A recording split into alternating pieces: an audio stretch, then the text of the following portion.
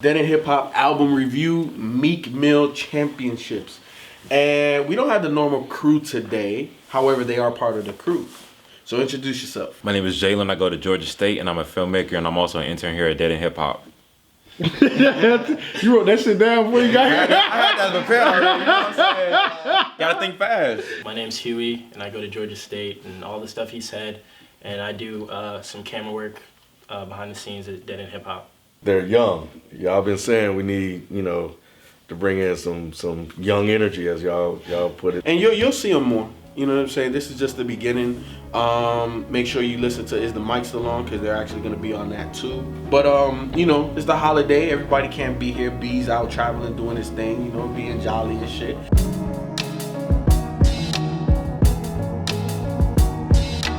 Honestly, Meek Mill has not been in high regard or in high favor as Dead in Hip Hop reviewers. We always critique him very harshly here. The last reviews that we've done of his have not been favorable. And I think a lot of it has been because of his voice. The motherfucker be screaming all over the damn time.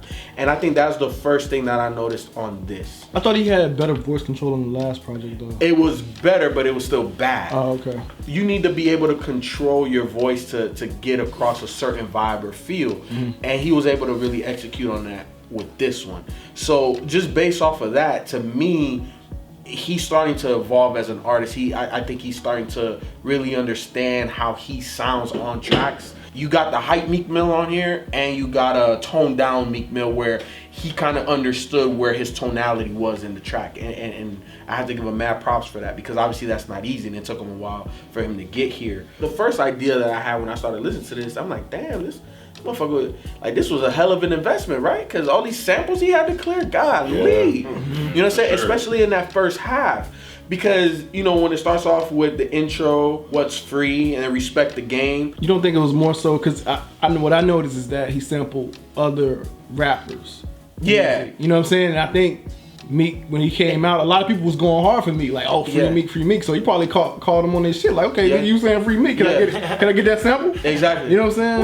Well, regardless, if it was on the low, under the table, go ahead and you can have that, or to pay regardless. That shit was an investment. Mm-hmm. And even the Beyonce joint, with LMA. Yeah, with LMA. But again, she was one of the people that was like, free Meek. And that's Jay-Z's. Oh, so that was. And Jay-Z was on the tape. Makes sense. They sampled Beyonce. But it didn't have her name on it, and I was like, that sounds like Beyonce. Yeah. So I thought it was the LMA. No. LMA was singing on it. LMA was singing. But at the beginning of the song, that's Beyonce, right? That's Beyonce. Okay, They chopped her up. tripping. No, you wasn't tripping. You wasn't tripping. And that's what I'm saying. He just has a whole bunch of samples on here. Yeah. So regardless, the clearance, everything that they had to do, this shit was a big time investment. I feel that the first half of the album, 1 through 8, was like, oh shit. It felt like Meek is evolving sonically. Mm-hmm. You know what I'm saying? Obviously already I talked about the voice, but some of these beats, does he do it? Of course he's done it, but starting the album, I'm thinking like, oh shit, is the whole album gonna be like that? But then once it gets to that track with Drake, Going Bad, it's like going bad. Well, no, it didn't necessarily go bad. It just it fell off a little bit. No, it was prototypical Meek. But I feel like he gave us that kind of in some of those first 8 too, though. He did.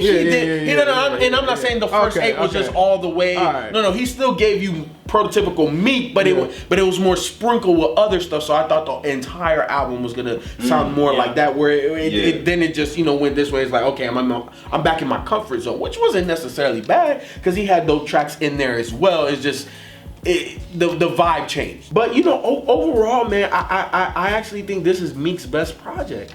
I think from the beats perspective, I think that he selected a lot of different type of beats. I think he sounded really well on all of this stuff. And then honestly, I really like the features. I thought the features really brought it. I thought the joint with Cardi, I like that. On Me, Bangladesh, I'm a bump in the whip type of motherfucker. You know what I'm saying? That shit hits hard. And honestly, I'm a Cardi fan. You know what I'm saying? So I like how Cardi. Nah, I said On Me was cool. I was shocked. Shocked? About? I was shocked too. That was cool. Because it was good. Oh. That was the first good song. Fuck this shit. What? Really? On Me? I thought was the first time you're like, okay, now we on to something? Yep. You don't like the intro? No. Intro was interesting, and then it seemed like he went off beat at some point, and I was like, what's going on? And then the beat changed, and he came back. I'm assuming that was on purpose. It just sounded weird to me, and I'm not a Meek fan. I don't think he's whack at all. I don't think he sucks or anything. He just doesn't interest me as a rapper. I don't care for his style. It's just. I guess what caught me is to say you was like when On Me hit. Cause the beat was really dope. Yeah. The beat was really dope. Like those two different types of beats, and then him and Cardi both had different flows depending on the beat, and they was going back and forth with it. That was super dope. I think she can rap too. Yeah, she can rap. I think Cardi's best thing. She sounded good on the song. She sounds good. Like, you know, oftentimes you can have like the dopest lyrics, but if your delivery's off, Cardi has delivery. She got a flow. She got that hit. She has that in Meek on that song. She's getting better. She's getting better. So you saying that's better than what she's been doing? Yeah. I think it's on par. I think it's just on par, honestly. What do y'all think about that element of the whole Nicki Minaj thing and him putting Cardi on it? I think it's petty.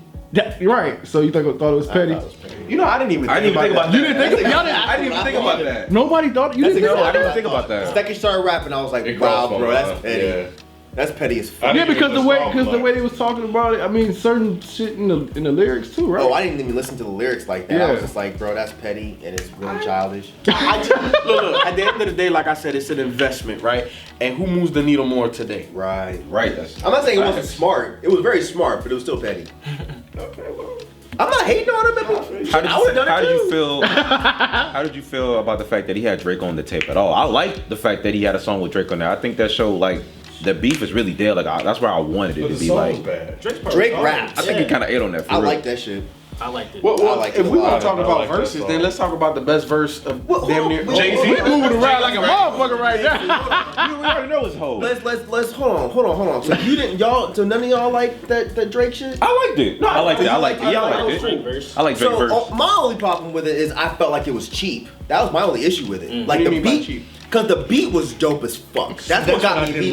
You didn't like the beat? The beat? Yeah, I didn't like the beat. The beat was tight, and I liked the way Drake immediately came in and he started rapping. Did he? Yeah, it was like I thought the half flow a was measure tight. in. The flow was tight. Drake was like bam, and was just rapping. I There was don't no know, lead in. man. Wow. No, I don't remember that. You don't remember the him rapping immediately? Immediately, no. Do you remember his flow? The You remember beat the flow he started, had? I and like then the flow he immediately had. started the rapping. most. Maybe I didn't realize he was rapping. What do you mean? Because I don't remember it sound like, is he rapping or is he like, is this the hook or like?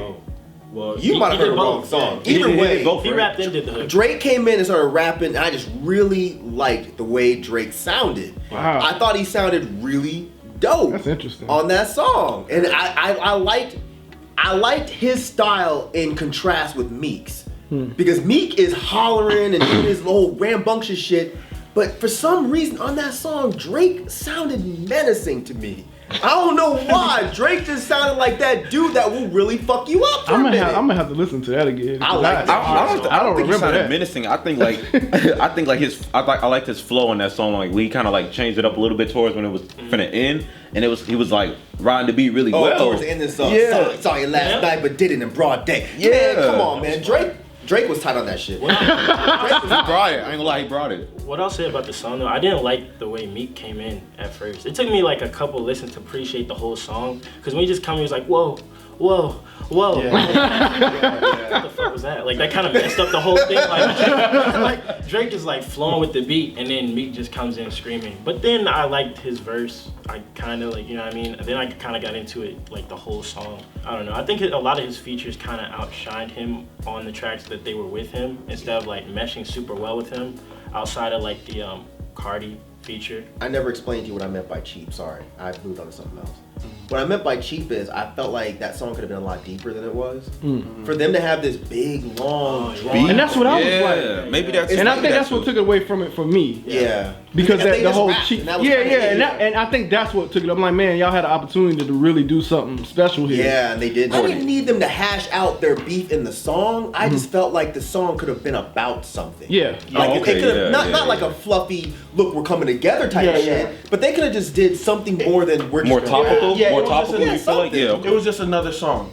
They could have done this at any point in time. And then everyone was looking forward to this jam, and it's just like, okay, we're just gonna rap real quick, and that's it. They kind of sold the fact that they actually did a song together after their beef, right. Which kind of, I'm kind of with Rod. That led to the song being a bit of a letdown. I think Meek does the commercial album thing well, because to me, commercial albums, you always hear those reaches for that radio, sing-songy, and he has that, and he has these loud, beats and stuff. So to me, Meek is a prototypical commercial album rapper. You know what I'm saying? Because he has shit sprinkled all through 18, 19 tracks here that sound dope, and then some of it sounds like it's for the radio, some of it sounds like it's for here. It's kind of, I feel like these commercial artists, they try to hit everything, because that's what they're trying to do. They're trying to appeal to a lot of people. So their albums typically go a lot of different ways, and he does that. And that's what I think is the problem with this album. Sounds good, Because he tried to appeal to way too many people. Because when it started with intro, trauma, uptown vibes,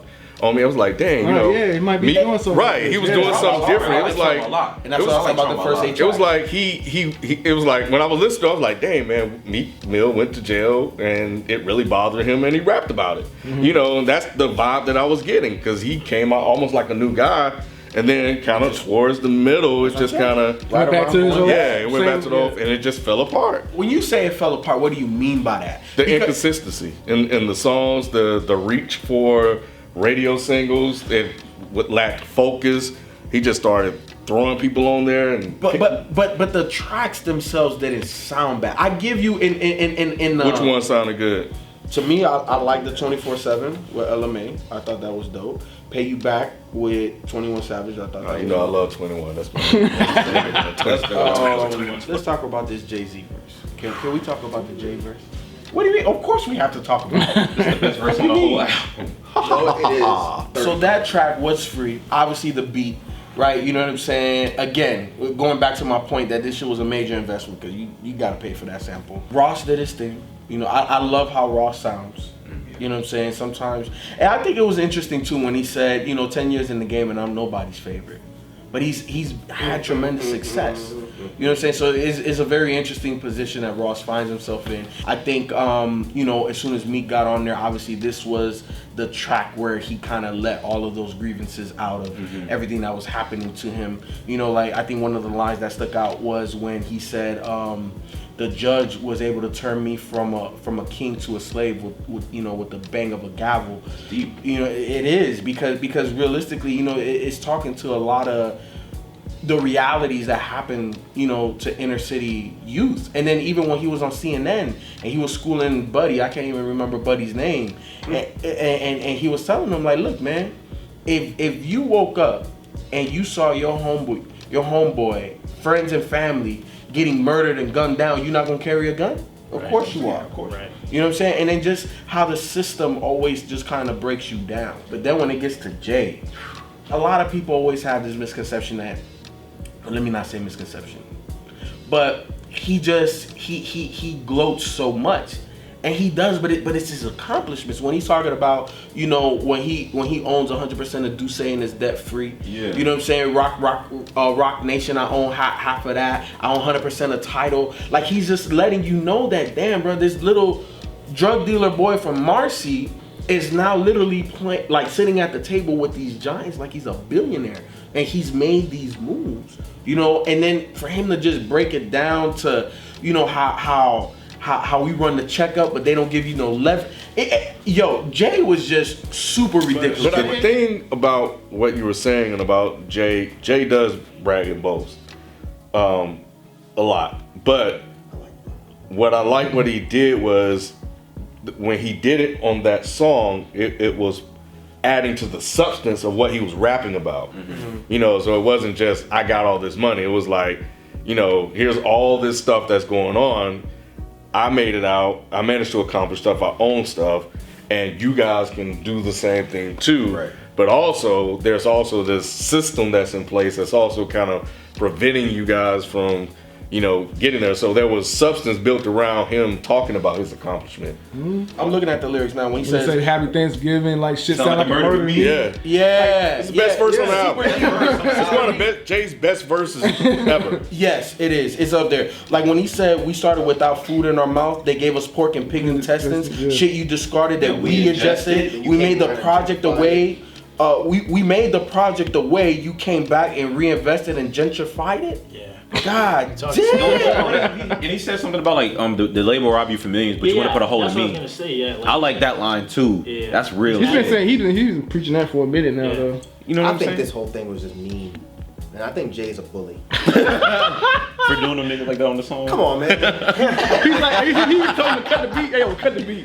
If he says it in the beginning, like, yo, cut that shit did he say that? Yeah, he says it right but before the cut verse. The beat though, did they? No, he cut like the strings and shit out. It's just the strings, right? There's no bass or nothing. Yeah. That's still mean. That's what I'm saying. It's mean. It's like, yo, I felt sorry for everybody else. Yeah. Because like it made me completely forget about everybody else on the fucking whole album, not the song. I think it's even more impressive too because Jay does not need rap at all, and when he decides to do a feature, he always kills it. Even still at this late in the game. That's what it was. Yeah. And that too. I think he really has something to say. And I think it's the most interesting thing about this song to me is the fact that it made everybody forget about Rick Ross's verse. Yeah. Because I found it very interesting, and I'm not trying to be dude. I found it very interesting how he dropped the F-bomb in that song, and nobody said a word. Nope. Yeah. But when Eminem said it about Tyler, everyone flipped the fuck out. True. And I just found it very, very interesting, and I'm still trying to figure out why. Is it because they're not even paying attention to that shit? Jay just killed it too much. Jay Just like they were murdered it mad too about much. the F word, and then it was like, oh wait, Jay. Yeah. I think it's because it's Rick Ross. He said he's nobody's favorite. Nah. No. Trust me, the backlash is coming. You know how. I don't think so. I think it's gonna be. It would have happened. It'll come up later I think right. I think it's going to be a delayed reaction. No, I don't think so. But how delayed? Because this album's been out for a little while now. The song has been talked about. I'm surprised they let The song gets played on the radio. It's on the radio. I think it's Rick Ross, man. I really think it's Rick Ross because I don't think he's the only person that's still going around saying it's other artists that still do it. It's just you're right. It's just interesting to me that certain artists get away with it, but certain other ones don't. I think it's more so hood. You think Jay can get away with it?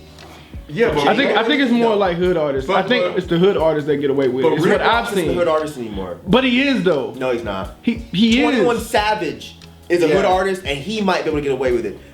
Nah. Rick Ross is no longer a hood artist. He's not. At all. He don't cross over, man. I'm not saying that he hasn't crossed over, but he still has the hood's ear. But the thing is, he's been mired in controversy for saying questionable shit. Right.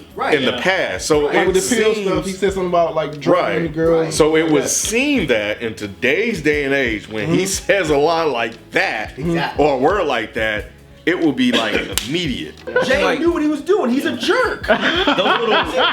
But why you always be turning this shit? I'm literally killed this shit. You calling this bad? I'm joking, but at the same time, that's just so fucking mean.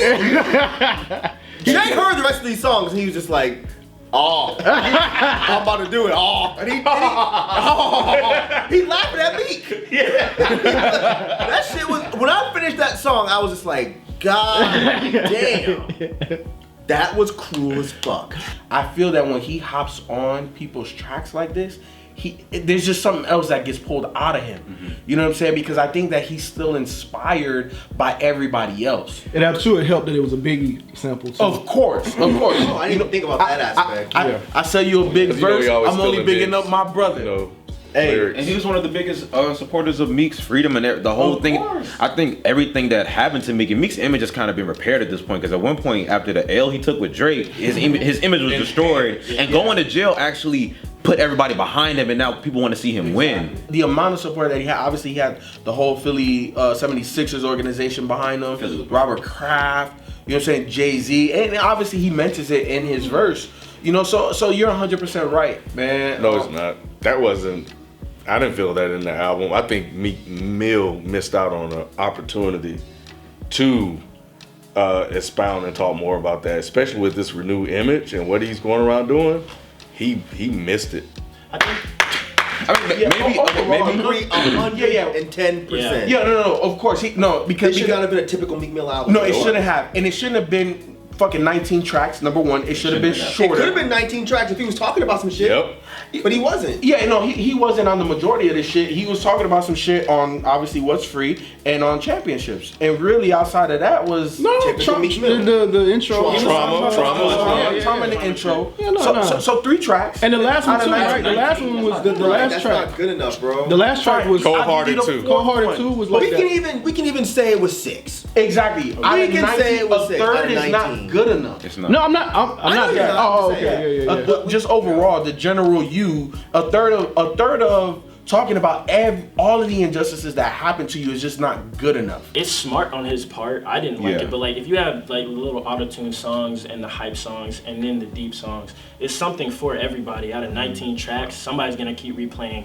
at least some type of stuff. And that's what I got when I listened to it. I was like, Yeah. okay, he made this for this person, that person. Yeah, and he not you know really what I mean? caring. He doesn't really care about making a solid album. Yeah, Clearly not. But that's a commercial. That's a commercial hip hop artist in today's age. Yeah, but not a commercial hip hop artist that's been through as much as Meek Mill. Yeah. And that's what I'm But saying. that's the 1000%. problem. It's like I'm not a Meek Mill fan in general, but when I put this album on, I was really expecting to hear some introspective and deep shit. I was hoping. Yeah. And instead, I felt like we just got the same shit that we've got from Meek Mill for the past 3-4 albums. And it was like content-wise and sound-wise. Yep. It was like, what was the point? Like if Meek Mill came out, I'm not saying he has to be fucking Lupe, you know, or Killer Mike, but when he came out, like, give us something different. Show us like, yo, I've been through some shit. Yeah. And it just seemed like he's like, well, I'm back and I'm rapping hard, but that's kind of all I got from this. Like, it was just dull to me. I feel like he was definitely at his best when he's like on the introspective tracks where he's talking about how it felt going like in and out of court and like how it felt to see the judge be black. And then even on like Oodles and Noodles, I really like that song. 'Cause it's like painting a picture of how it felt to grow up that poor. That's what I'm saying. He had those. If that would storytelling. have been the album, like Right. cut out all the filler, maybe keep in some of the hype tracks or whatever, to like break it up. And then it's just like that would have been I would have walked away like really liking this album. He's like Trauma, you know, Oodles and Noodles, the last song, like the one he's talking about he's actually talking about something. And I think he's really good at like doing the world building of just like putting you in the mindset of like, no, this shit sucked. Like it really sucked when I was going through it. He had an opportunity to make an amazing project and he settled for good enough. Yeah. I will agree with you on that. Just based on the amount of momentum and like traction he had, it didn't strike as hot as he could have. Like with all the momentum he's getting for all the like socially conscious things, like he's been on TV talking about you know, the prison system and stuff. If he would have just made an entire like 10-song album where that's all he's talking about, that could have been something like bigger than him again. To where like you said, like him going to jail boosted him up because it's like way bigger than just him beefing with Drake. Like no, like I'm glad to see people are gonna take a stand and stand with somebody when they're going through something that's like that's an injustice. So like if he would have just kept that going and just made that the whole album, that would have been like really, really dope. You remember the tone of Joey Badass's last album? I feel like if he would have had more of that flavor, it would have been better. Yeah, definitely. For sure. Like All American Badass, like that kind of tone, like that kind of like pro-black. Just really get into it. There needs to be a change. Like that kind of message should have been like the core of the album to me. So for me, favorite tracks, give me On Me, give me What's Free, give me Respect the Game, give me Championships, and give me Tic Tac Toe. The intro was free. Oodles and Noodles, baby. On Me. I guess I can throw Championships on there. Isn't bad. Trauma, On Me, Going Bad, Oodles and Noodles, Cold Hearted 2, and Payback. Trauma, What's Free, Splash Warning, Championships, Going Bad, Tic Tac Toe, 24/7, and Payback. On Me, What's Free, Going Bad. Which is the one that had that Spanish chick that was like, I let you eat up the nana, that nigga like see you mañana. Which one was that? WTS with the shits. That one. Meek, man, look, Meek Mill. This is by far, I think, your best album. But again, like or at least I said throughout the review, I just feel that mark could have just been hit out the park, and I feel like you possibly got a double. You know what I'm saying? Where you could have got a home run. just based off of everything that's happening, the social injustices that don't even pertain to you. You could have been, you know, a bigger voice for a lot of that stuff. And, you know, it is what it is. I'm glad that you did touch on what you did touch on. And the other tracks, man, like, you know, you got some choice on here. Meek Mill, I'm glad your situation worked out, man. But, you know, in regards to this album, I just feel like you missed the mark. I feel like you have a lot of people's eyes and ears. And, you know, you could have taken a chance to use your music to address some of those things that you've encountered and that you learned about since that time. You're going around and parading and doing these interviews, and you're becoming the face of that sort of injustice. So yeah, so it was a little disappointing to not hear you go a little bit more, give us a couple of more songs about those sort of things. But I do appreciate you giving us the songs that you did give us, because you didn't really have to do that. Credit where credit is due. A lot of the introspective tracks I really liked. You know what I'm saying? I think you were doing really well with, like, you know, making your case and world building, talking about your situation and how you grew up and stuff. I wish that would have been more of a consistent theme throughout the album. I did like some of the hype tracks, but, you know what I'm saying, it just kind of got low for me with a lot of the tracks that I felt were like filler. But yeah, man, if it was just more focused, I feel like it would, like, legitimately possibly be like a classic album, in my opinion. Like, just keep talking about those social issues the way that you are. Meek, man, first of all, I want to say that I support you 100% in what you're doing and trying to, you know, make a real positive change for the world at large. I support you 100%. And as far as the album goes, I thought it was okay. You know what I'm saying? Like they were saying, like, I felt like it could have been better. I felt like you missed the mark on some things, but definitely when you did get introspective and you did weigh in on those heavy topics, I feel like you were really effective. So I feel like going forward, I feel like you should accentuate that, definitely, and I think that that'll help the quality of your albums. It's an interesting project. I haven't walked away with a lot from your previous albums, but this one I definitely walked away with more. I think that you have the talent to make an incredibly interesting project, and now you have the story to make an incredibly interesting project. So maybe your next one, deep dive a little more, man.